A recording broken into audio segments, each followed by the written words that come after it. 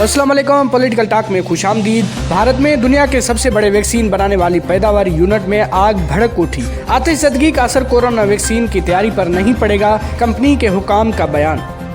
भारत में दुनिया के सबसे बड़े वैक्सीन बनाने वाले पैदावारी यूनिट में आग भड़क उठी। तफसीलात के मुताबिक जुमेरात की शाम भारत के शहर पुणे में सीरम इंस्टीट्यूट ऑफ इंडिया की पैदावारी यूनिट की 5वीं मंजिल में आग लगने के बाद फायर ब्रिगेड को तलब कर लिया गया। आग बुझाने के लिए फायर ब्रिगेड की 10 से ज़ायद गाड़ियाँ मौके पर मौजूद है। ये इमारत तब तक कि मरीज के इलाज के लिए तैयार की जाने वाली वैक्सीन को बनाने के लिए इस्तेमाल में थी। कंपनी के आला हुकाम का कहना है कि इस आतिशज़दगी का असर कोरोना वैक्सीन की तैयारी पर नहीं पड़ेगा। कंपनी के एग्जीक्यूटिव डायरेक्टर सुरेश यादव ने आग लगने की तस्दीक करते हुए बताया कि आतिशज़दगी से मुतासरा यूनिट में BCG की वैक्सीन तैयार की जाती है, जो कि TB के मर्ज में इब्तदाई तौर पर दी जाने वाली खुराक है।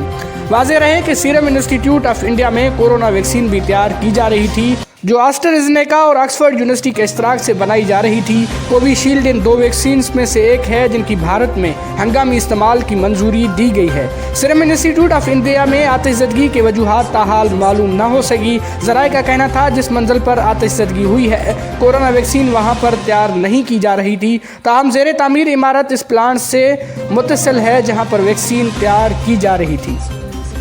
स्पोर्ट्स, सियासत और हर तरह की अपडेट से बाखबर रहने के लिए हमारे चैनल को सब्सक्राइब करें, लाइक करें और अपने दोस्तों के साथ शेयर करें।